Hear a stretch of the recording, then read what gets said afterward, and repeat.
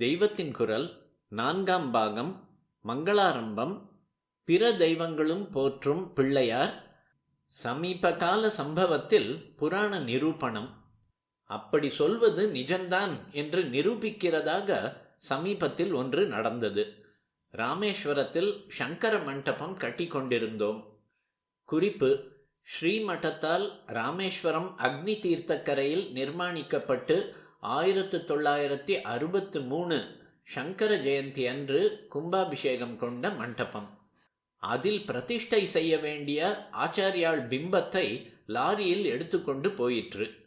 ஜெய்ப்பூரிலிருந்து சலவைக்கல் தருவித்து காஞ்சிபுரத்தில் ஆச்சாரியாளுக்கும் அவருடைய 4 சிஷ்யர்களுக்கும் பெருசாக பிம்பம் பண்ணி அங்கே இருந்து ராமேஸ்வரத்துக்கு லாரியில் எடுத்துக்கொண்டு போயிற்று.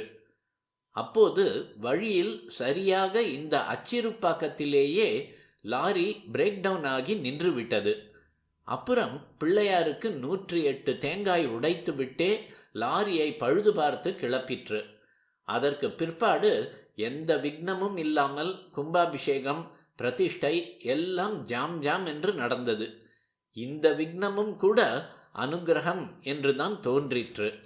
தாம் கைலாச சங்கரனேதான் என்று நமக்கு உறுதிப்படுத்துவதற்காகவே நம்முடைய சங்கர பகவத்பாதாள் இங்கே தம்முடைய நவீன கால ரத அச்சான லாரி ஆக்சிலை முறித்து கொண்டிருக்கிறார் என்று தோன்றிற்று.